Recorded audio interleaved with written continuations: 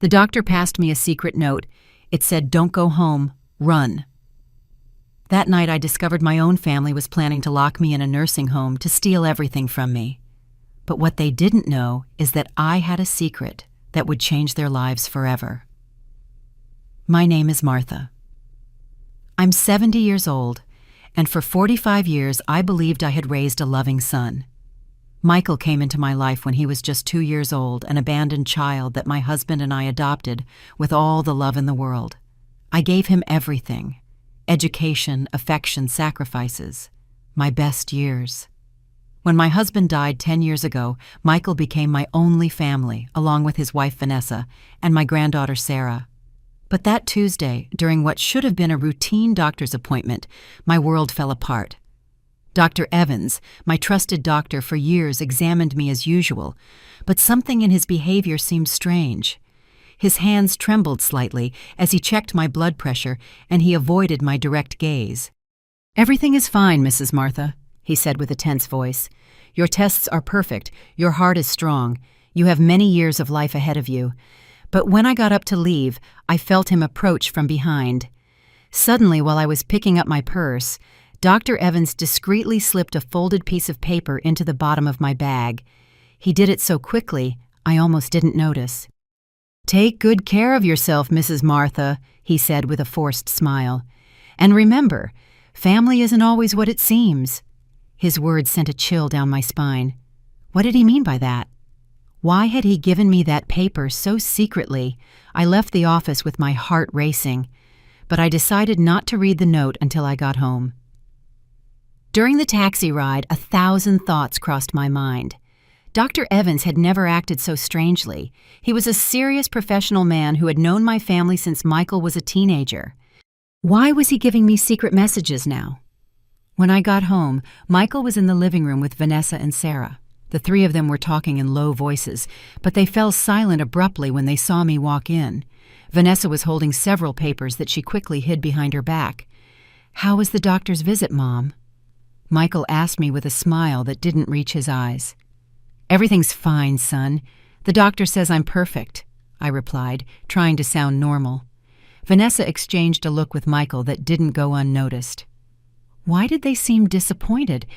Were they hoping the doctor would tell me I was sick? "That's great," Grandma Sarah said, but her voice sounded strangely cold. "It means you have a lot of time ahead of you to enjoy." That night during dinner, I noticed my family was acting very strangely. Michael barely spoke to me. Vanessa answered in monosyllables, and Sarah avoided my gaze. There was a tension in the air you could cut with a knife. "Is something wrong?" I finally asked. "No, Mom. Everything is fine," Michael answered quickly. "We're just tired." After dinner, I went to my room with a heavy heart. Something was definitely going on, and Dr. Evans' note was starting to make sense. With trembling hands, I took the paper out of my purse and unfolded it. What I read took my breath away. "Mrs. Martha, your family was here yesterday. Vanessa asked me about your mental state and if I could certify that you need special care. They want to put you in a nursing home. They also asked about your inheritance and assets. Don't go home. Run, Dr. Evans." My hands started to shake uncontrollably. My own family. The son I raised with so much love. The daughter-in-law I treated like a daughter. My granddaughter, who was always my pride and joy. Suddenly, it all started to make sense. The strange looks, the whispers, the hidden papers. They weren't disappointed because I was in good health. They were furious because the doctor hadn't cooperated with their plans. I couldn't sleep that night. Every noise in the house made me jump. I stayed awake listening, trying to understand how I had gotten to this point. How was it possible that the family I had sacrificed everything for was now conspiring against me? At 2 a.m, I heard voices in the kitchen. I got up silently and approached my bedroom door.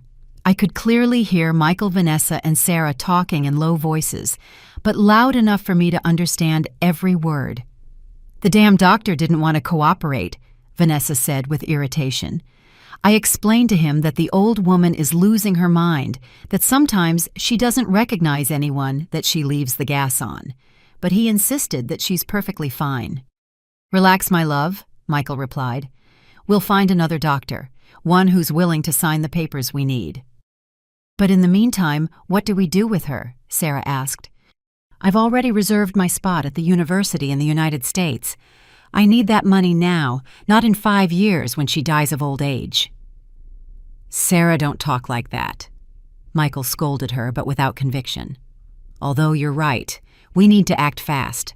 The house is worth almost $500,000, and with her pension and savings we could live comfortably until she dies," Vanessa completed coldly.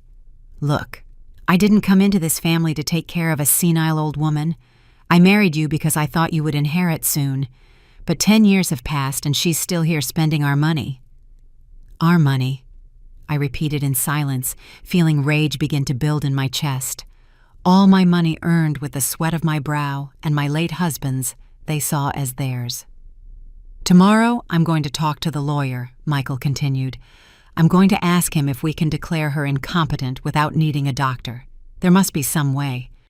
And if that doesn't work," Vanessa added, "we can always make her life impossible until she decides to go to a nursing home herself. Take away her TV, don't cook for her, treat her like what she is, a burden." "Mom, don't be so cruel," Sarah said, but then added, "Although the truth is, I'm tired of pretending I love her. She's always there meddling in our conversations, asking why we're late. It's unbearable." My legs began to tremble. I leaned against the wall, feeling my world crumbling around me. These were the people I had worked 18 hours a day for when Michael was little. The ones for whom I had given up my dreams, my friendships, my own life. "Remember my sweet 16, Sarah continued. "She bought me that horrible red dress and forced me to wear it. All my friends made fun of me. From that day on, I swore I'd make her pay. And what bothers me most," Vanessa added, "is that she's always bragging about what a good mother she was, about everything she sacrificed for Michael, as if she were a saint. But the truth is, she adopted him because she couldn't have her own children. She used him to fill her void." "That's enough," Michael said, but his voice sounded tired, not indignant. "Look, in a week I'm going to talk to her. I'll tell her we found a very nice nursing home, that it will be better for her to be with people her own age. And if she refuses, we'll use Plan B." "What's Plan B?" Sarah asked. "We'll drive her crazy for real," Michael replied coldly. "We'll switch her medications, hide her things, tell her she did things she didn't do. In a month, any doctor will certify that she's insane." The horror of his words hit me like a punch. They didn't just want to rob me, they wanted to destroy my mind, my dignity, my sanity. They wanted to turn me into what they claimed I already was. "It's perfect," Vanessa said excitedly. "And once she's committed, we'll have access to all her accounts. We can sell the house, collect her pension, use everything without anyone bothering us." "Exactly," Michael confirmed. "And the best part is, no one will suspect a thing. To the outside world, we're the perfect family lovingly caring for the sick grandmother." They laughed. The three of them laughed as if they had told the funniest joke in the world. They laughed at me, at my naivety, at my unconditional love for them. In that moment, something inside me broke. It wasn't my heart that was already shattered, since I read Dr. Evans's note. What broke was my blind faith in goodness, my belief that love is always returned, my conviction that family is sacred. "Tomorrow morning, I'm going to make copies of all her cards," Vanessa whispered. "That way we can start spending little by little without her noticing." "Great," Michael approved. "And I'm going to review all her papers. There has to be a will somewhere that we can modify." "Modify how?" Sarah asked. "Let's just say that Grandma, in her mental confusion, decided to leave everything to us, because we're the only ones who take care of her," Michael explained with a smile in his voice. "Dad, you're a genius," Sarah said admiringly. "But we have to be careful. If anyone suspects anything—" "No one is going to suspect anything," Vanessa reassured her. "She has no friends, no family besides us. She's a lonely old woman who depends completely on us. Who's going to defend her?" They were right. I had no close friends. I had lost touch with most of them when I dedicated myself completely to raising Michael. I had no siblings. My parents had died years ago. I was completely vulnerable. But what they didn't know, what they had never bothered to find out, was that I had a secret a secret that would completely change the balance of power in this situation. When my husband died, he left me more than love and memories. He left me an inheritance I had kept hidden all these years. $2 million in a Swiss bank account that only I knew about, plus 3 properties abroad that he had bought as an investment. I never told Michael because I wanted to be sure he loved me for who I was, not for what I had. I wanted him to build his own life to be independent. But now I realized I had been a fool. He had never loved me. He had only been waiting patiently for me to die to inherit the little he thought I had. Well, Michael finally said, "I think everything is clear. Tomorrow we put the plan into action, and remember, in front of her we have to keep being the loving family we've always been." "Of course," Vanessa replied. "I'm an excellent actress. I can pretend to love her a little longer." I heard their footsteps moving away towards their rooms. I stood there, paralyzed, with Dr. Evans' note clutched in my hand. He was right, I had to run. But I wasn't going to run like a scared victim. I was going to run like a woman who had just woken up from a 45-year dream. I was going to run to plan the most perfect revenge they could ever imagine. I spent the rest of the night planning. I didn't sleep a minute, but for the first time in months, I felt completely awake. I knew I had to act fast and smart. They had underestimated the senile old woman, but they would soon discover they had awakened the wrong woman. At 5 a.m, when I was sure everyone was asleep, I quietly took out my smallest suitcase and packed only the essentials: personal documents, a few changes of clothes, my medications, and most importantly, the small notebook where I had written down all the details of my secret accounts. Before leaving, I decided to do something that would give me an advantage later. I took out my phone and turned on the recorder. Then I pretended I had forgotten something and walked back through the house, making sure to pass near Michael and Vanessa's room. As I expected, they were already awake, whispering about their plans for the day. Vanessa was talking about making copies of my cards, while Michael mentioned his appointment with the lawyer to ask about declaring me incompetent. "Do you think she suspects anything?" Vanessa asked worriedly. "Impossible," Michael replied. "She's too old and trusting. Besides, what could she do? She has nowhere to go, no money of her own, no friends. We're all she has." "It's pathetic," Vanessa added with contempt. "A 70-year-old woman who depends completely on us. Sometimes I feel sorry for her, but then I remember she chose this life. She could have remarried after her husband died, but she preferred to stay here being the perfect grandmother. And now she's going to pay for that decision," Michael concluded coldly. "Perfect." I had recorded enough material to sync them later. I put the phone away and finished getting ready to leave. I left a note on the kitchen table, went out to do some shopping, back later. Martha. I knew they wouldn't suspect anything. After all, a senile old woman couldn't be planning a strategic escape.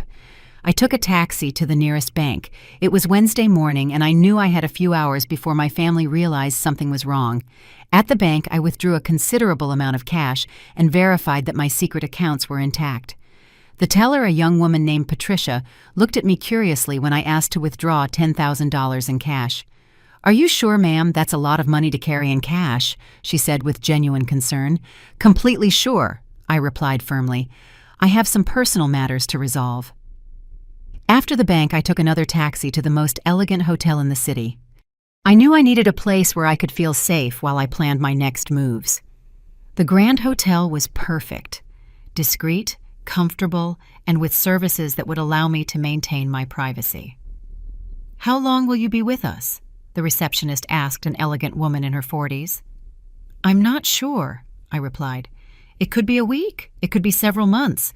It depends on how certain family matters unfold." She nodded with professional understanding and assigned me a suite on the 10th floor. As I went up in the elevator, I felt a mix of terror and excitement. For the first time in decades, I was making decisions just for myself. The suite was beautiful, spacious, with a view of the city, elegantly decorated and equipped with everything I needed. I sat on the living room sofa, and for the first time since the previous night, I allowed my emotions to wash over me. I cried. I cried for the 45 years I had dedicated to raising a son who saw me as an obstacle.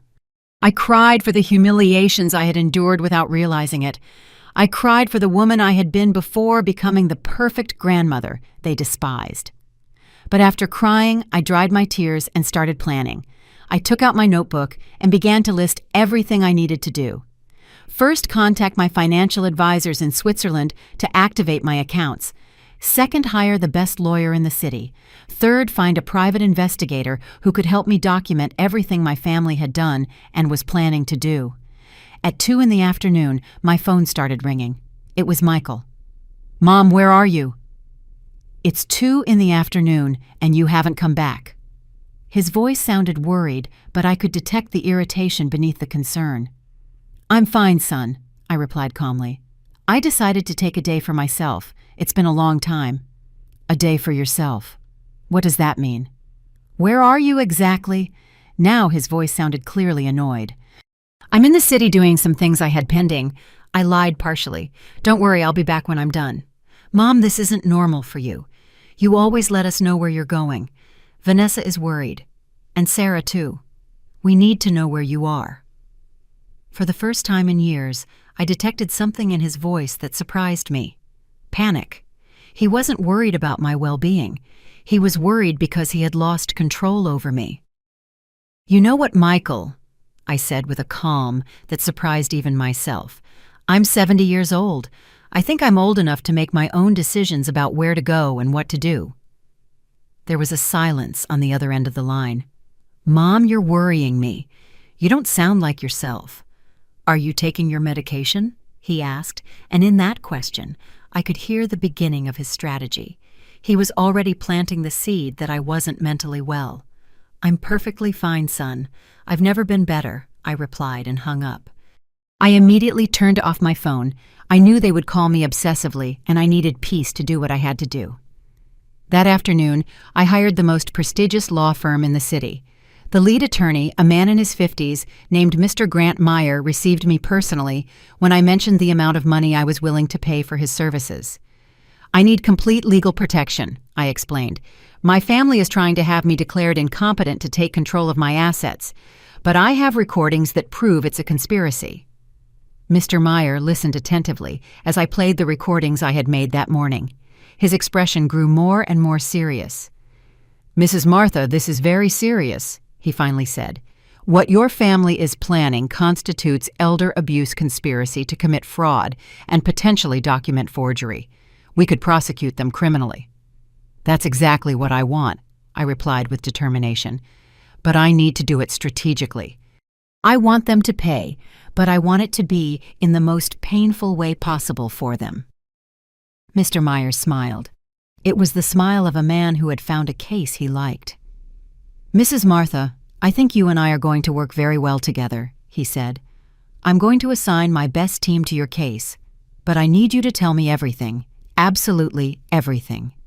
I told him about adopting Michael, about my husband, about the years of sacrifice, about the secret inheritance, about everything. Mr. Meyer took careful notes. "Do you know exactly how much money you have in your secret accounts?" he asked. $2,200,000 in cash, plus 3 properties abroad, worth about $1.5 million more, I replied. Mr. Meyer stopped writing and looked at me with renewed respect. "Mrs. Martha, you are not just a victim of family abuse. You are a very powerful woman who has been underestimated by her family. We are going to use that power to teach them the lesson of their lives." For the first time in days, I smiled genuinely. The war had begun, but now I had the right weapons. That night, from the comfort of my hotel suite, I turned on my phone to check my messages. I had 37 missed calls from Michael, 15 from Vanessa, and 8 from Sarah. The text messages were increasingly desperate. "Mom, please answer. We're very worried." "Martha, if you don't respond, we're going to call the police." "Grandma, where are you? Dad says you're going to get in trouble." I decided to reply only to Michael. "I'm fine. Don't worry. I'll be back when I'm ready." The response came immediately. "Mom, this isn't normal. You need to come home now. Vanessa made your favorite dinner." Her favorite dinner. As if after 45 years I didn't know that Vanessa had never cooked anything special for me. It was another lie, another manipulation. The next day, Mr. Grant Meyer called me early. Mrs. Martha, I have interesting news. My private investigator has already started working on your case and discovered something important. Your daughter-in-law, Vanessa, has been using your personal information to apply for credit cards in your name for the last 6 months. What? I exclaimed, feeling indignation rise in my chest. She has 5 credit cards that you never authorized with an accumulated debt of $43,000. Purchases in luxury stores, expensive restaurants, even a trip to Cancun last month, the lawyer explained. But I never went to Cancun, I said, confused. No, ma'am, they did. Your family took a week-long vacation using your money while they told you they were going to visit Vanessa's sick mother. The memory hit me like a slap.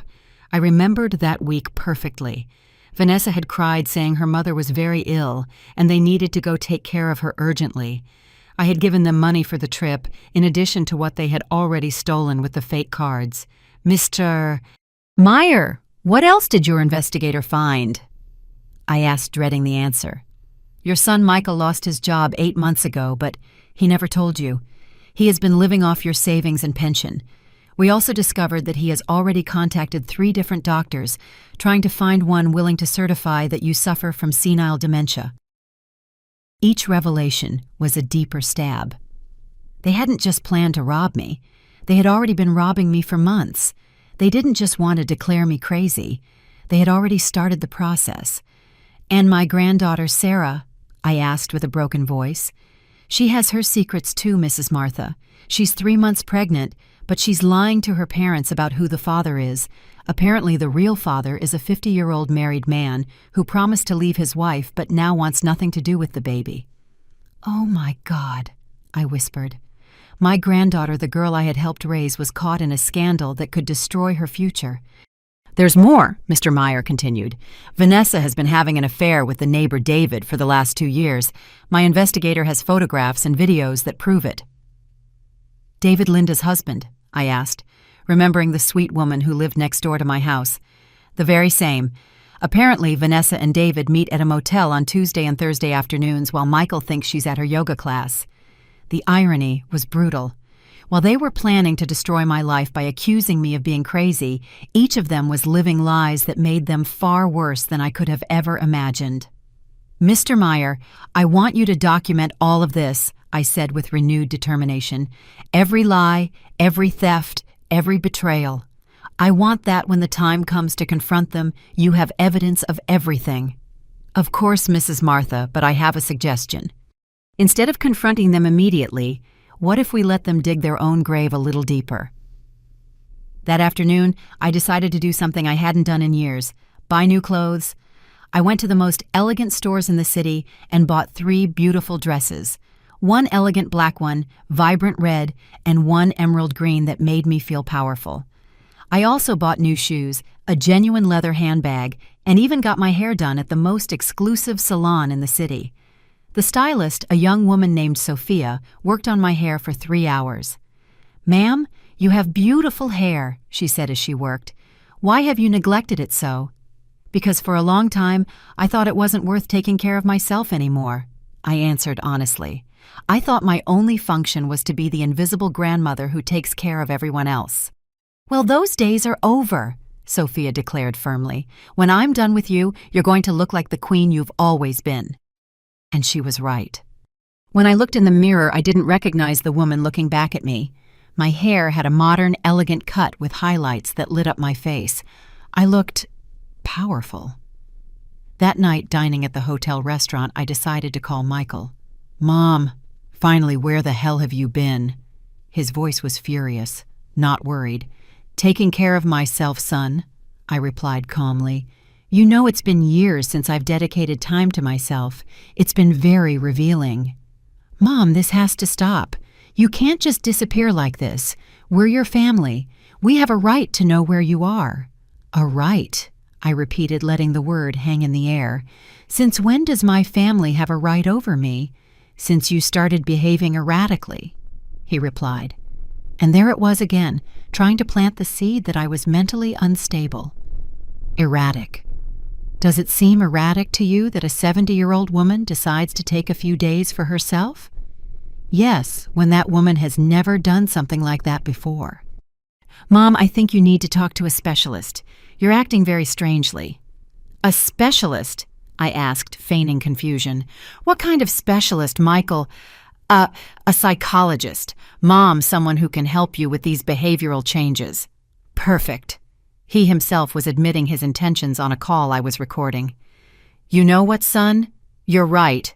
I do need specialized help," I told him, and I could hear his sigh of relief on the other end of the line. "I'm glad you understand, Mom." "Yes, I understand perfectly.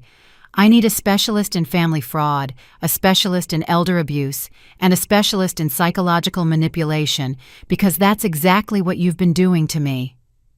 The silence on the other end of the line was deafening. "Mom, what are you talking about?" "I'm talking about the fact that I know everything, Michael. I know about the fake credit cards Vanessa took out in my name. I know about your plan to declare me incompetent. I know about the doctors you've contacted. I know everything." "Mom, that's ridiculous. I don't know what you're talking about." "I think you really need medical help." "You know what else I know, Michael? I know you lost your job 8 months ago and have been living off my money while lying to my face. I know about the trip to Cancun you paid for with my stolen money. And I know many other things that are going to surprise you a lot when you see them in court." "You're delusional," he said, but his voice no longer sounded confident. "Delusional. Last night I heard you planning how to drive me crazy for real by changing my medications. Is that a delusion too?" This time the silence was even longer. "Mom, come home. We can talk about this as a family." "No, Michael, we are no longer a family. A family doesn't betray each other the way you betrayed me. A family doesn't plan the mental destruction of one of its members to steal their money. Mom, please." "What I am going to do is give you a chance. One single chance to confess everything, apologize genuinely, and return every penny you have stolen from me. If you do that, maybe, just maybe, I can find a way to forgive you." "We have nothing to confess," he replied, but his voice trembled. "Then I'll see you in court. Son, have a good night." I hung up the phone, and for the first time in days, I felt completely at peace. The war had been officially declared, and I had all the weapons. The following days were an emotional roller coaster. My phone wouldn't stop ringing with desperate calls from my family. First, they tried the love tactic tearful messages from Sarah, saying how much she missed me. Broken voices from Vanessa asking for forgiveness for any misunderstanding, and pleas from Michael begging me to come home to clear things up. When that strategy didn't work, they switched to fear and intimidation. Michael left me a voicemail saying, "Mom, if you don't come back immediately, we're going to have to take legal action to protect you from yourself. Your erratic behavior is forcing us to consider legal guardianship." But Mr. Grant Meyer had prepared me for this. "Mrs. Martha, let them file the guardianship petition," he advised me during one of our meetings. "It will be the best evidence we could have of their true intentions. Besides, we already have 3 independent psychiatrists who have certified that you are in perfect mental condition."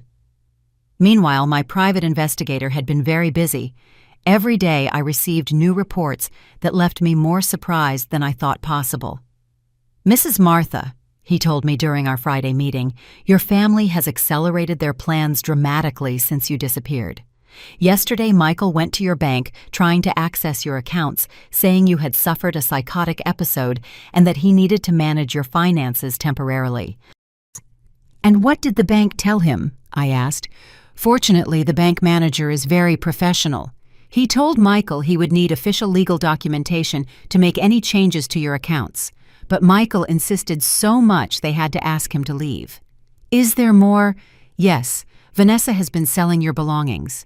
Yesterday I saw that she posted several of your antique furniture pieces on an online sales site. She also tried to sell your jewelry collection to a pawn shop, but the appraiser refused because the pieces obviously belonged to an elderly person, and Vanessa couldn't prove she had authorization to sell them." My heart raced. That jewelry was a gift from my late husband, unique pieces he had collected for decades. And my granddaughter Sarah. She has been the most active of all. She's been telling her friends that you're suffering from advanced Alzheimer's and that the family is considering putting you in a home. She's also been using this story to borrow money from several acquaintances, saying she needs funds to pay for her grandmother's medical care. Each revelation was more painful than the last. They weren't just stealing from me. They were destroying my reputation and using my supposed illness to manipulate other people. But here comes the most interesting part, the investigator continued. Last night, the three of them had a meeting at your house with a man our sources identified as Paul Stevens, a document forger known in the city's criminal underworld. A forger? I asked, feeling my blood run cold. Apparently they're planning to create fake medical documents certifying your mental incompetence. Paul Stevens specializes in creating fictitious medical histories and forging doctors' signatures. This was much worse than I had imagined. They didn't just want to rob me, they were willing to commit multiple serious crimes to do it. Mr. Meyer, I said on the phone that same afternoon, I think it's time to speed up our plans. If we wait any longer, they'll have fake documents that could complicate things. I agree, Mrs. Martha. Are you ready for Phase 2 of our plan? Phase 2 would be brilliant in its simplicity. Instead of confronting them directly, we were going to let them incriminate themselves publicly. On Monday morning, I dressed in my new elegant black dress, put on my best jewelry, and headed to the most prestigious real estate office in the city. I had arranged an appointment to see luxury properties, specifically houses over $1 million. Mrs. Martha, the real estate agent, an elegant man named Richard, greeted me. It's a pleasure to meet you. I understand you're interested in acquiring a high-value property. That's right, I replied confidently. I'm looking for a house that reflects my new stage of life, something elegant, modern, with good security. Perfect. I have 3 properties that might interest you. What Richard didn't know was that my private investigator had coordinated everything perfectly. At 11 in the morning, exactly when we would be viewing the second property, Michael, Vanessa, and Sarah would casually show up at the same real estate office. We were in the middle of visiting a spectacular mansion when I heard familiar voices at the main entrance. Excuse me, I said to Richard. I think some acquaintances have just arrived. When we went down to the main lobby there, they were the 3 of them dressed in their best clothes, talking to another real estate agent. We're interested in selling a property, I heard Michael say. It's my mother's house, but she's ill and we have power of attorney to handle her affairs. Power of attorney? The agent asked. Could you show me the documentation? Well, we're still processing the official papers, Vanessa replied nervously, but it's just a matter of days. We want to get a head start on the appraisal process. Hello, family, I said loudly from the stairs. The 3 of them turned around at the same time, and their horrified faces were worthy of a movie. Michael turned pale. Vanessa's mouth fell open without a sound, and Sarah literally took a step back. Mom, Michael stammered. What are you doing here? The same as you, apparently, I replied calmly as I walked down the stairs, although I'm buying, not selling. Richard, my real estate agent, approached with a professional smile. Do you know these people, Mrs. Martha? Unfortunately, yes, I replied. They're my family, or at least I thought so until recently. Mom, we need to talk, Michael said, trying to sound authoritative but failing miserably. About what, Michael? About how you plan to sell my house without my authorization, about the forged documents you're processing, or about the power of attorney you just mentioned that doesn't exist. The other real estate agent looked confused and clearly uncomfortable. Excuse me? He interrupted. But if there's a legal dispute over the property, we can't proceed with any appraisal until it's resolved. There's no conflict, Vanessa said desperately. It's just that she's not well in the head lately. Not well in the head, I repeated loudly, making sure everyone in the office could hear. That's why I'm here buying $1.5 million house with my own money. Richard's jaw dropped. $1.5 million, Sarah whispered. Oh yes, my dear granddaughter, I said with a sweet smile. It turns out your senile grandmother has quite a bit more money than you thought. I took out my phone and dialed Mr. Meyer's number. Mr. Meyer, I'm at Richards & Associates Realty. My family is here trying to sell my property without authorization and claiming they have power of attorney over my affairs. Could you send someone from your office to document this situation? Of course, Mrs. Martha. Someone will be there in 15 minutes. I hung up and looked at my family with a calm that surprised me. Now we're going to wait for my lawyers to arrive, I announced, and you're going to explain to everyone here exactly what legal documents you have, how you obtained them, and why you believe you have the right to sell my property. Michael tried to approach me. Mom, this is a misunderstanding. We can sort this out at home. No, I said firmly, taking a step back. There's nothing left to sort out at home. I don't have a home anymore. At least not with you in it. Vanessa started to cry, but they were tears of panic, not sadness. Martha, please, we're family. Everything we've done has been for your own good. For my own good, I asked, raising my voice. Was stealing my money with fake credit cards for my own good? Was planning to forge medical documents for my own good? Was hiring a criminal to forge my medical history for my own good? Each accusation fell like a bomb in the real estate lobby. The other clients and employees had stopped to listen, and I could see the expressions of horror and disgust on their faces. We don't know what you're talking about, Sarah lied desperately. You don't know. I took out my phone and played one of the recordings I had made. Michael's voice filled the space. We'll drive her crazy for real. We'll switch her medications, hide her things, tell her she did things she didn't do. In a month, any doctor will certify that she's insane. The silence in the real estate office was deafening. I could see the faces of the employees and clients fill with indignation and disgust. That recording is illegal, Vanessa shouted hysterically.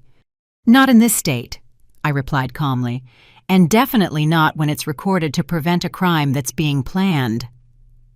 At that moment, 2 lawyers from Mr. Meyer's firm arrived along with a notary public. Mrs. Martha, we are from Meyer and Associates. We understand there are some people here claiming to have legal authority over your affairs. That's right, I replied. I would like you to officially document that these 3 people have no legal power over me, my properties, or my finances, and that any attempt to exercise such authority constitutes fraud. One of the lawyers addressed Michael. Sir, could you show me the documentation that supports your authority to sell Mrs. Martha's property? Michael opened and closed his mouth like a fish out of water.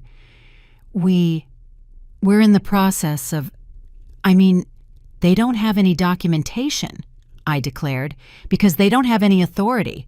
What they do have is a criminal plan to steal everything I own. The public humiliation at the real estate office was just the beginning. As we left the building, my family followed me to the street, alternately shouting and begging. Mom, wait, Michael yelled. We can fix this. It's all been a terrible misunderstanding. Grandma, please, Sarah cried. I love you. You can't do this to us. Vanessa, for her part, had completely changed her strategy. She no longer feigned love or concern. You're a bitter old woman, she screamed as I got into my taxi. You've used us all these years. Michael gave you the best years of his life, and this is how you repay him. The best years of his life. I turned to her from the taxi window. You mean the years I worked 18 hours a day to support him, the years I gave up my career, my friends, my social life to raise him, those years? You chose to adopt him, Vanessa retorted with venom in her voice. Nobody forced you, and now you expect us to be eternally grateful. I don't expect you to be grateful, I replied with deadly calm. I just expect you not to rob me, not to betray me, and not to plan to drive me crazy to get my money. Apparently that was too much to ask. I told the taxi driver to go, leaving my family screaming on the sidewalk. That afternoon, Mr. Meyer summoned me to his office for an urgent meeting. Mrs. Martha, I have extraordinary news, he said with a smile I hadn't seen before. Your family made a critical mistake after the incident at the real estate office. What kind of mistake? In their desperation, Michael went directly to the document forger Paul Stevens and paid him $50,000 up front to expedite the creation of his fake medical documents. $50,000, where did they get that much money? From the credit cards they took out in your name, and apparently Vanessa sold her car. But here's the best part. Paul Stevens is an FBI informant.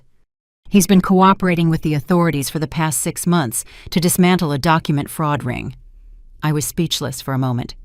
You mean that your family is not only being investigated for family fraud, but they are now under federal investigation for conspiracy to commit medical document fraud? The FBI has audio and video recordings of the entire transaction. That night from my hotel suite, I decided to do something I had been putting off: confront each member of my family individually, but not face to face. I had something much more powerful in mind. I opened my laptop and created an account on the country's most popular live streaming platform. My title was simple but effective. A grandmother tells the truth about her family. At 8 o'clock at night, I started my first live stream. At first, there were only 3 viewers, but to my surprise, the number started to grow rapidly. "Good evening," I began, looking directly at the camera. "My name is Martha. I'm 70 years old, and tonight I'm going to tell you a story that will change the way you see perfect families." In 20 minutes, I had over 500 viewers. By the end of the hour, there were over 3,000. I told them everything, from Michael's adoption to Dr. Evan's secret note, from the fraudulent credit cards to the plans to drive me crazy. I played the recordings, showed the documents I had collected, and explained each betrayal in precise detail. The live comments were overwhelmingly supportive. "What a horrible family. Mrs. Martha, you are a warrior. Sue them, make them pay for everything. My grandmother went through something similar. Thank you for being brave." But what really changed everything was when halfway through my broadcast, I received a live call. It was Sarah. "Grandma, please turn off that stream," she pleaded. "You're ruining our lives." "I'm ruining your lives," I repeated so all the viewers could hear. "Don't you think you ruined mine first?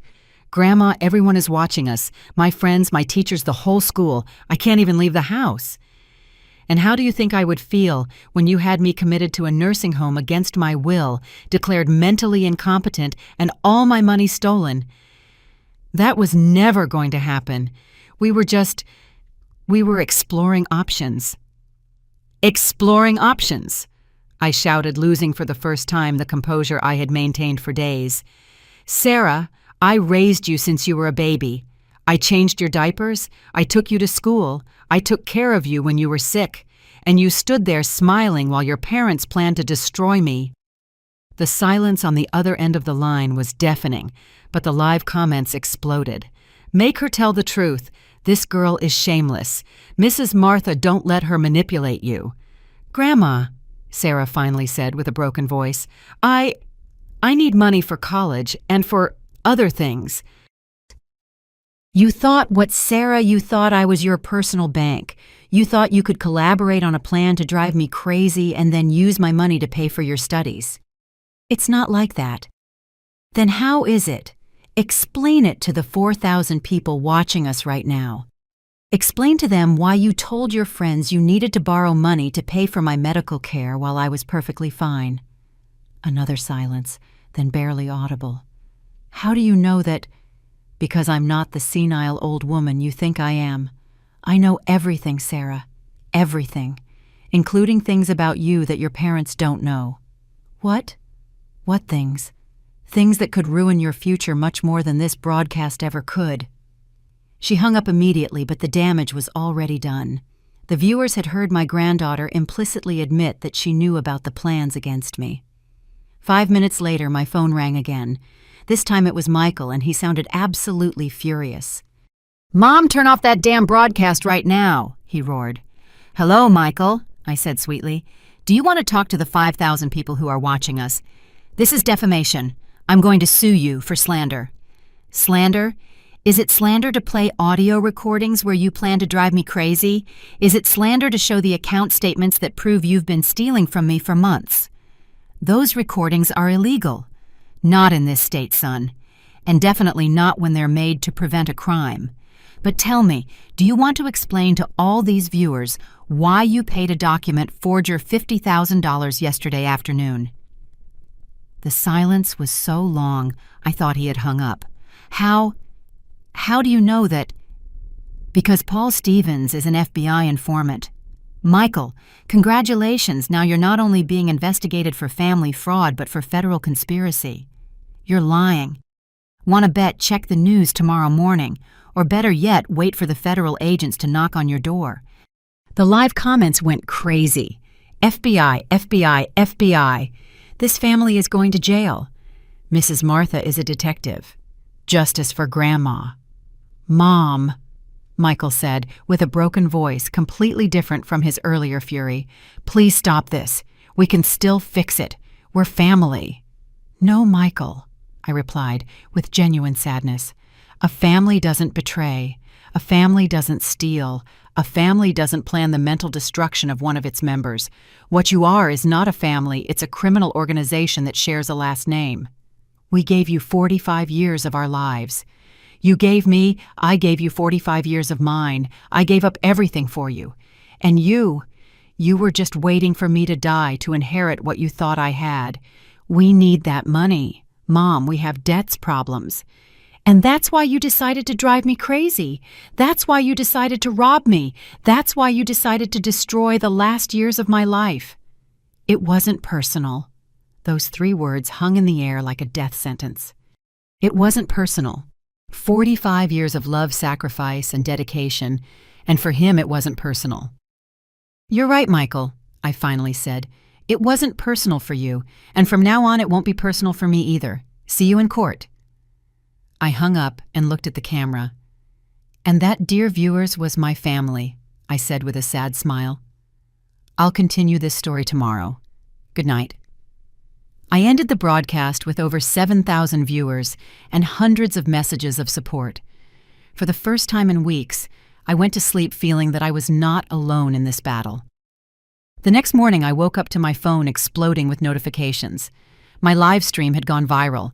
I had thousands of messages of support, hundreds of interview requests from media outlets, and surprisingly dozens of messages from elderly people who had gone through similar situations. Mrs. Martha. One of the messages said, "My son did the exact same thing. Thank you for being brave and telling your story. You've inspired me to take action." Another said, "I'm a lawyer specializing in elder abuse. Your case is textbook. If you need additional help, I'm at your disposal, free of charge." But the message that impacted me the most was from a woman named Elena. Mrs. Martha, I'm a social worker. Just yesterday, I prevented a family from committing their 75-year-old father after watching your broadcast. Your bravery is saving other grandparents. Mr. Meyer called me at 9 in the morning. "Mrs. Martha, your broadcast last night has completely changed the landscape of this case," he said excitedly. "I have 3 important pieces of news." "Tell me," I replied, pouring my morning coffee into the hotel's elegant china. "First, the district attorney contacted me this morning. They want to press criminal charges against your family based on the evidence we've gathered and the partial confessions they made during your live stream." Partial confessions. When Sarah admitted she needed money and when Michael didn't deny the charges about the forger, they were technically making admissions of guilt live before thousands of witnesses. What's the second piece of news? Your family hired Diego Morales, one of the most expensive lawyers in the city. Apparently, they spent another $30,000 they don't have to pay him. $30,000 more? Where are they getting so much money? Here comes the third piece of news, and it's the most shocking. Vanessa secretly mortgaged the house where you live. Using forged documents that showed her as a co-owner, she obtained a $200,000 mortgage 3 weeks ago. I gasped. She mortgaged my house. Your house, Mrs. Martha. And the worst part is, the money is already spent. $50,000 to the forger, $30,000 to the lawyer, and the rest they apparently used to pay off the fraudulent credit card debts and other expenses. Does that mean that technically the bank now has a claim on your property based on forged documents? We're going to have to fight this too, but I'm confident we'll win. After hanging up with Mr. Meyer, I decided to do something I had been putting off. Visit my house. Not to reconcile with my family, but to retrieve my most valuable belongings before they mysteriously disappeared. I arrived at 11 in the morning, accompanied by 2 lawyers from the firm and a court officer who had authorized my entry to collect my personal belongings. The house looked neglected. The garden that I kept perfectly was full of weeds, and there was trash piled up at the entrance. Michael opened the door with a look of total shock. "Mom, what are you doing here?" "I've come to collect my things," I replied coldly.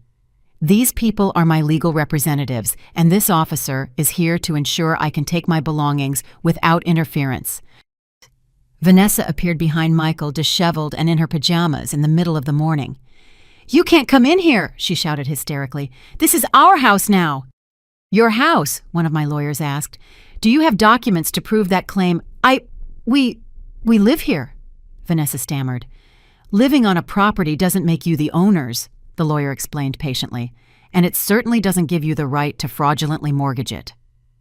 I entered my own home for the first time in over a week, and the state I found it in horrified me. The living room was full of takeout boxes, empty alcohol bottles, and clothes thrown everywhere. My beautiful home had turned into a pigsty in just a few days. "What have you done to my house?" I asked, feeling rage build in my chest. "We're stressed," Sarah muttered from the stairs. "We haven't been able to clean." "Stressed from planning how to rob me," I retorted. "Stressed from trying to drive me crazy. Stressed from fraudulently mortgaging my property." I went up to my room and found something that left me speechless. They had completely rummaged through my drawers, my closets, my most intimate belongings. It was clear they had been looking for something. "What were you looking for?" I asked Michael, who had followed me. "Nothing, Mom. We were just worried about you." "Worried? That's why you trashed my room." I opened my jewelry box and confirmed my suspicions. Several pieces were missing, including the diamond earrings my husband had given me on our 20th anniversary. "Where is my jewelry?" I asked directly. "What jewelry?" Vanessa lied. I took out my phone and dialed the private investigator's number. "Could you tell me exactly which pieces of jewelry you found that Vanessa tried to sell at the pawn shop?" I asked on speakerphone so everyone could hear. "The diamond earrings, the pearl necklace, the white gold bracelet with emeralds, and the backup engagement ring," the voice recited from the phone. Vanessa turned as white as a sheet. "That jewelry is in the safe deposit box," she lied desperately. "What safe deposit box?" my lawyer asked. "Do you have legal access to a safe deposit box in Mrs. Martha's name?" Total silence.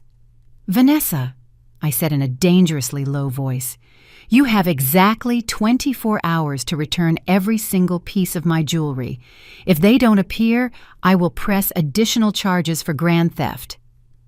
While I packed my most important belongings, I could hear my family whispering desperately in the kitchen. I decided to get closer to listen. "We have to get the jewelry back," Michael was saying. "I can't," Vanessa replied. "I already sold them. We needed the money for the lawyer." "You sold all of it?" Sarah asked, horrified. "What did you want me to do? We needed another $50,000 for Paul to make the documents faster." "But that jewelry was worth over $100,000, Michael shouted. $100,000? I asked from the kitchen entrance. The three of them turned as if they'd seen a ghost. "Mom, we can explain," Michael began. "Explain how—" "Explain that you knew exactly how much my jewelry was worth when you stole it. Explain that you sold it for a fraction of its value to pay a criminal. Explain that you not only stole items of incalculable sentimental value, but you also sold them for pennies on the dollar." "We needed the money urgently," Vanessa sobbed. "For what?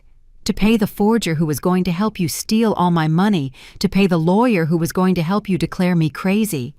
Sarah began to cry. "Grandma, I'm so sorry. I didn't know the jewelry was so important to you." "You didn't know?" I looked at her in disbelief. "You didn't know your grandfather gave me the diamond earrings the day I met you for the first time. You didn't know the pearl necklace belonged to my mother. You didn't know that each of those pieces had a story, a memory, a part of my life." I thought they were just old things," she muttered. "Old things. Like me, right?" The court officer approached. "Mrs. Martha, if you've finished collecting your belongings, we should go." "Yes," I replied, taking the last box. "I'm done here. Forever." As I was leaving the house, Michael yelled at me from the door. "Mom, we can still fix this. We're family." I turned one last time. "No, Michael. Family is built on love, respect, and trust. You destroyed all three. We're not family anymore. Now we're just adversaries in a court of law." I got in the car and drove away from the house where I had lived for 45 years, knowing I would never return as the woman I had been. I was returning as the woman I had become, a warrior who would not let herself be destroyed without a fight. The following days were a whirlwind of legal and media activity. My second live stream, where I showed the state of my ransacked house and narrated the theft of my jewelry, was watched by over 15,000 people in real time. The comments were overwhelmingly supportive, but some broke my heart. "My family did the same thing to me last year," a woman wrote. "Thank you for giving me the courage to report them." "Mrs. Martha, you inspired me to check my father's finances. I discovered my brother had been stealing from him for years," another person commented. "But it was a private message that really hit me. I'm your neighbor, Linda. Vanessa told me that David and she were seeing each other in secret. I thought you should know. I have pictures if you need them for the trial." Linda: "The sweet neighbor whose husband David had been having an affair with my daughter-in-law for 2 years. Even in my pain, I felt compassion for her." On Friday morning, Mr. Meyer summoned me for an urgent meeting. "Mrs. Martha, I have news that will change everything," he said with a smile I hadn't seen before. "The FBI arrested Paul Stevens last night, and in his interrogation, he confessed everything about the transaction with your family. Everything. Not only did he admit that Michael paid him to forge medical documents, but he also revealed that your family asked him to create a fake will in your name, leaving everything to them and declaring that you were mentally incompetent when you signed it." I felt like I had been punched in the stomach. A fake will. Apparently the plan was much more elaborate than we thought. They were going to use the fake medical documents to have you committed, then present the forged will, and finally wait for you to die in the nursing home to inherit everything legally. "My God," I whispered. How long had they been planning this? According to Paul Stevens, Vanessa first contacted him 4 months ago. This wasn't a desperate last-minute decision. It was a calculated and premeditated conspiracy. That afternoon, as I processed this new information in my hotel suite, I received an unexpected call. It was Sarah, and for the first time in weeks, her voice sounded genuinely broken. "Grandma, can we talk, please? Just you and me." "What for, Sarah? So you can lie to me more? So you can try to manipulate me emotionally?" "No, Grandma. To tell you the truth, the whole truth. I can't take this anymore." Something in her voice made me hesitate. I decided to take a chance. "All right. But it will be in a public place with witnesses, and I'm going to record the entire conversation. Whatever you want. Just, please." We met at the coffee shop in the hotel lobby. Sarah arrived with her eyes swollen from crying, dressed sloppily, very different from the vain girl I knew. "Grandma," she began before I could say anything, "you have to know that I never wanted things to go this far." "How far, Sarah? How far did you think was acceptable?" "At first, Mom and Dad just talked about convincing you to move into a luxury nursing home. They said it would be better for you, that you'd have company of people your own age." "And what did you think?" I thought maybe they were right. The house is too big for you alone, and sometimes you seemed lonely." She stopped and looked me in the eyes. "But that was before I knew about the money." "What money?" "They didn't know about my secret accounts." "No, but they knew about your pension, about the savings you had in the local bank, about the value of the house. Mom had been investigating for months. Investigating how she went through your papers when you weren't around. She called your bank pretending to be you. She even went to see your old boss to ask about your retirement pension." Each revelation was a deeper stab. "And when did they decide it wasn't enough just to convince me?" Sarah started to cry. "When Mom found out you could live another 20 years. She said she couldn't wait that long, that she needed the money now." "What did she need the money for so urgently?" "To pay Dad's debts. He lost a lot of money on sports betting over the last 2 years. He owes over $100,000 to some very dangerous people." Another shocking revelation. Michael hadn't just lost his job. He was a compulsive gambler with dangerous debts. "And what role did you play in all this?" I needed money for college. "And for other things." She touched her belly unconsciously. "Other things like what, Sarah?" "I'm pregnant, Grandma," she finally confessed. "The father is a married man who wants nothing to do with the baby. I need money to decide what to do." My heart broke for my granddaughter, but I also felt a deep rage. "And that's why you decided to participate in a plan to drive me crazy." "I didn't know they wanted to drive you crazy," she cried out, drawing glances from other customers in the cafe. "I thought they just wanted a doctor to say you needed special care." "What's the difference, Sarah?" I don't know. I guess there is no difference." She cried silently for a few minutes. "Grandma, when you left home, everything fell apart. Dad and Mom do nothing but fight. Mom says it's all Dad's fault for gambling. Dad says it's all Mom's fault for being too ambitious, and I'm in the middle pregnant and terrified. And what do you want from me now?" I want you to forgive me, and I want you to know that if you testify against Dad and Mom, I'm going to tell the truth. Everything I know, everything I saw, everything I heard." I remained silent, processing this unexpected offer. "Why would you switch sides now, Sarah?" "Because last night Dad told me that if everything goes wrong, they're going to say it was my idea to steal your jewelry. They're going to say I manipulated them into doing it because I needed money for drugs." "Drugs? I don't use drugs, Grandma. But Dad says it's more believable to blame the rebellious teenager than to admit they planned everything." The final betrayal. They hadn't just betrayed me, now they were willing to betray their own daughter to save themselves. "Do you have proof of what you're telling me?" Sarah took out her phone.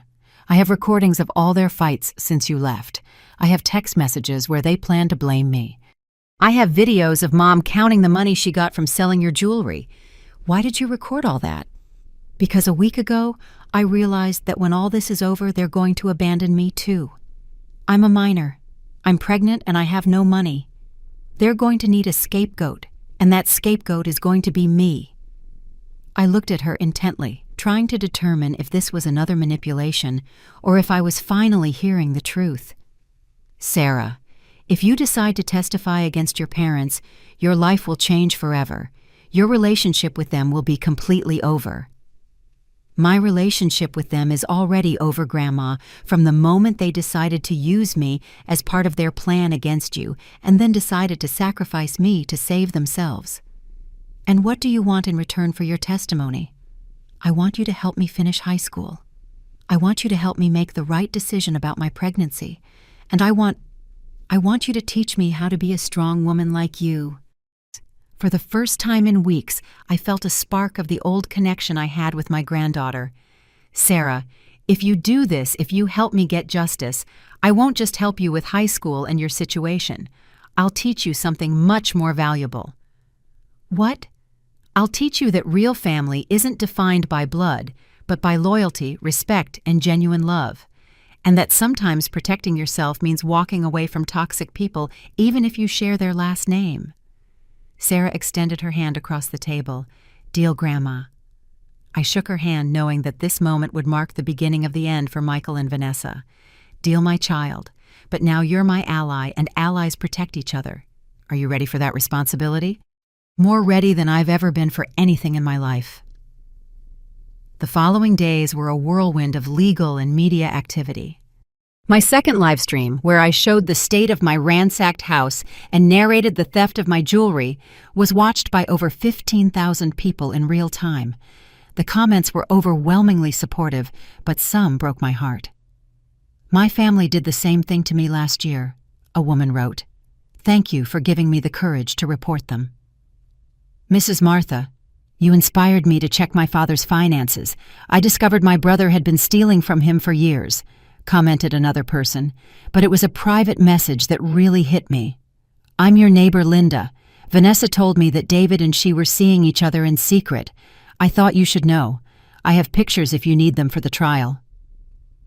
Linda, the sweet neighbor, whose husband David had been having an affair with my daughter-in-law for 2 years. Even in my pain, I felt compassion for her. On Friday morning, Dr. Meyer summoned me for an urgent meeting. "Mrs. Martha, I have news that will change everything," he said with a smile I hadn't seen before. "The FBI arrested Paul Stevens last night, and in his interrogation, he confessed everything about the transaction with your family. Everything. Not only did he admit that Michael paid him to forge medical documents, but he also revealed that your family asked him to create a fake will in your name, leaving everything to them, and declaring that you were mentally incompetent when you signed it. I felt as if I had been punched in the stomach. A fake will. Apparently, the plan was much more elaborate than we thought. They were going to use the fake medical documents to have you committed, then present the forged will, and finally wait for you to die in the nursing home to inherit everything legally. My God, I whispered. How long had they been planning this? According to Paul Stevens, Vanessa contacted him for the first time 4 months ago. This wasn't a desperate last-minute decision. It was a calculated and premeditated conspiracy. That afternoon, as I processed this new information in my hotel suite, I received an unexpected call. It was Sarah, and for the first time in weeks, her voice sounded genuinely broken. "Grandma, can we talk? Please, just you and me." "What for, Sarah?" "So you can lie to me more, so you can try to manipulate me emotionally." "No.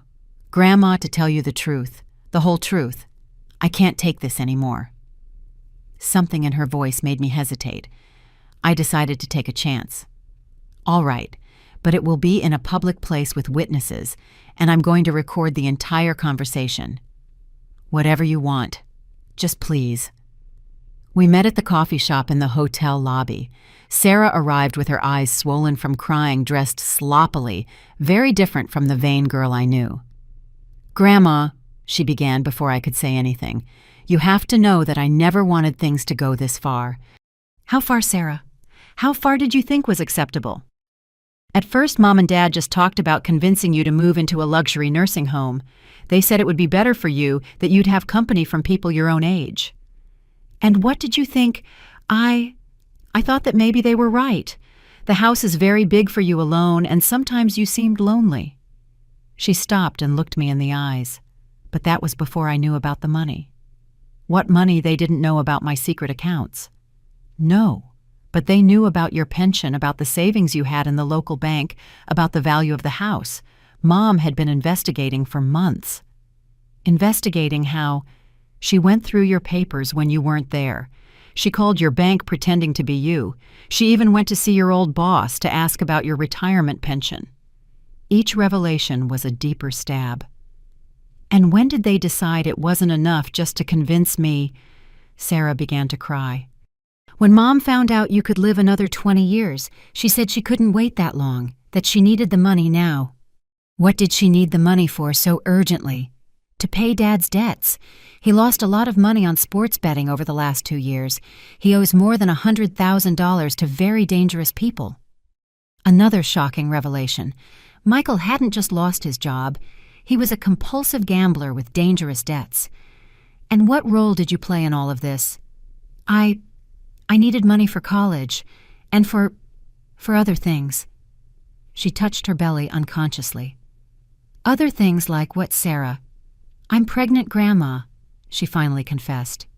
"The father is a married man who wants nothing to do with the baby. I need money to decide what to do." My heart broke for my granddaughter, but I also felt a deep rage. "And that's why you decided to participate in a plan to drive me crazy." "I didn't know they wanted to drive you crazy," she shouted, attracting glances from other customers in the cafe. "I thought they just wanted a doctor to say you needed special care." "What's the difference, Paula?" I don't know. I guess there is no difference." She cried in silence for a few minutes. "Grandma, when you left home, everything fell apart. Dad and Mom do nothing but fight. Mom says it's all Dad's fault for gambling. Dad says it's all Mom's fault for being too ambitious. And I'm in the middle, pregnant and terrified. And now what do you want from me?" I want you to forgive me. And I want you to know that if you testify against Dad and Mom, I'm going to tell the truth. Everything I know, everything I saw, everything I heard." I remained silent, processing this unexpected offer. "Why would you switch sides now, Sarah?" "Because last night Dad told me that if everything goes wrong, they're going to say it was my idea to steal your jewelry." They're going to say I manipulated them into doing it because I needed money for drugs. Drugs? I don't use drugs, Grandma, but Dad says it's more believable to blame the rebellious teenager than to admit they planned everything. The final betrayal. They hadn't just betrayed me now, they were willing to betray their own daughter to save themselves. You have proof of what you're telling me. Sarah took out her phone. I have recordings of all their fights since you left. I have text messages where they plan to blame me. I have videos of Mom counting the money she got from selling your jewelry. Why did you record all that? Because a week ago, I realized that when all this is over, they're going to abandon me too. I'm a minor. I'm pregnant and I have no money. They're going to need a scapegoat, and that scapegoat is going to be me. I looked at her intently, trying to determine if this was another manipulation or if I was finally hearing the truth. Sarah, if you decide to testify against your parents, your life will change forever. Your relationship with them will be completely over. My relationship with them is already over, Grandma, from the moment they decided to use me as part of their plan against you and then decided to sacrifice me to save themselves. And what do you want in return for your testimony? I want you to help me finish high school. I want you to help me make the right decision about my pregnancy. And I want you to teach me how to be a strong woman like you. For the first time in weeks, I felt a spark of the old connection I had with my granddaughter. Sarah, if you do this, if you help me get justice, I won't just help you with high school and your situation, I'll teach you something much more valuable. What? I'll teach you that real family isn't defined by blood, but by loyalty, respect, and genuine love. And that sometimes protecting yourself means walking away from toxic people, even if you share their last name. Sarah extended her hand across the table. Deal, Grandma. I shook her hand, knowing that this moment would mark the beginning of the end for Michael and Vanessa. Deal, my child. But now you're my ally, and allies protect each other. Are you ready for that responsibility? More ready than I've ever been for anything in my life. The day of the trial came sooner than I expected. In 3 weeks, Mr. Meyer had built such a solid case that even my family's expensive lawyer recommended they plead guilty to negotiate a lesser sentence. But Michael and Vanessa refused. They wanted to take the case to trial, convinced they could manipulate the jury with the image of a loving family caring for a confused grandmother. The day the trial began, I arrived at the courthouse dressed in my most elegant black suit, accompanied by Sarah, who had decided to move in with me at the hotel for the duration of the legal process. "Are you nervous, Grandma?" she asked as we climbed the courthouse steps. "No, my child," I replied calmly. "I am at peace. The truth always finds its way." The courtroom was packed. My story had gone national after several media outlets covered my live streams. There were journalists, cameras, and dozens of elderly people who had come to show their support. When I saw Michael and Vanessa at the defense table, I hardly recognized them. Michael had lost weight and had deep, dark circles under his eyes. Vanessa looked haggard and nervous. The stress of knowing they were facing years in prison had taken its toll. The prosecutor presented the case masterfully. He showed the audio recordings where they planned to drive me crazy. He presented the evidence of the credit card fraud. He explained the conspiracy with the document forger. And finally, he showed the proof of the fraudulent mortgage on my house. But the most shocking moment came when Sarah took the stand as a witness for the prosecution. "Miss Sarah," the prosecutor asked her, "can you tell us what you heard when your parents were discussing their plans for your grandmother?" With a firm and clear voice, Sarah narrated every conversation, every plan, every betrayal. She described how they had planned to change my medications, how they had calculated how much money they would get from my death, and how they had decided to blame her if everything went wrong. When she finished testifying, the silence in the courtroom was deafening. I saw several jurors wiping tears from their eyes. The defense attorney tried to discredit Sarah, suggesting she was lying to get money from me. "Miss, isn't it true that you are pregnant and need money?" he asked aggressively. "Yes, I am pregnant," Sarah responded with dignity. "And yes, I need help, but I'm not lying to get it. I'm telling the truth because it's the right thing to do. And isn't it convenient that your grandmother has promised to help you financially in exchange for your testimony? "My grandmother didn't promise me money in exchange for my testimony," Sarah replied firmly. "She promised me support because I finally had the courage to do the right thing. There's a difference." When it was my turn to testify, I took the stand, feeling the weight of all eyes in the courtroom on me. "Mrs. Martha," the prosecutor asked me, "can you tell us how you felt when you discovered your family's plans?" "I felt as if I had lived a lie for 45 years, I replied. "They not only betrayed me, they made me question every moment of love I thought I had shared with them. They made me wonder if I was ever anything more than an obstacle between them and my money." "And how do you feel now? Now I feel free," I said, looking directly at Michael. "Free from the lies, free from the manipulation, and free from the obligation to love people who never truly loved me."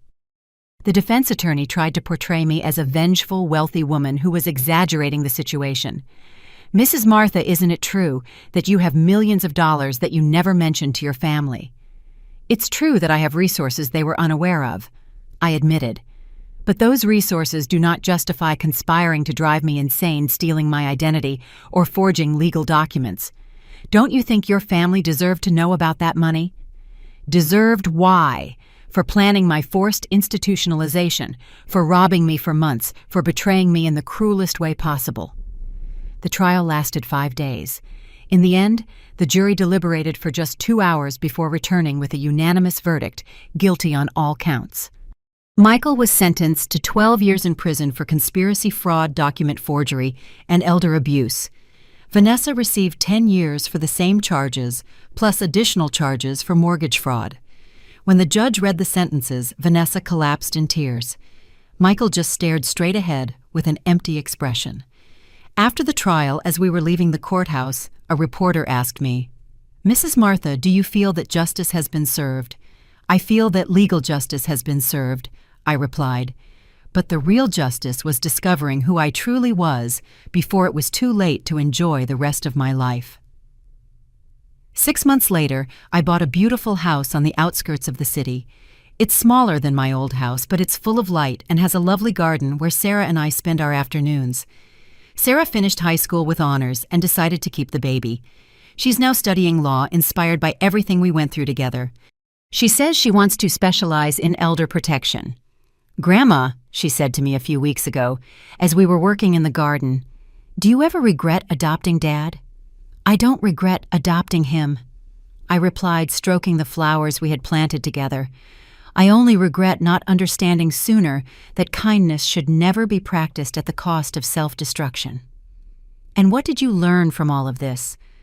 I learned that real family is not defined by blood or years shared. It's defined by mutual respect, genuine loyalty, and unconditional love. I learned that it's better to be alone with dignity than accompanied by betrayal, and I learned that it's never too late to start over. Now, at 71, I am living the fullest life I have ever had.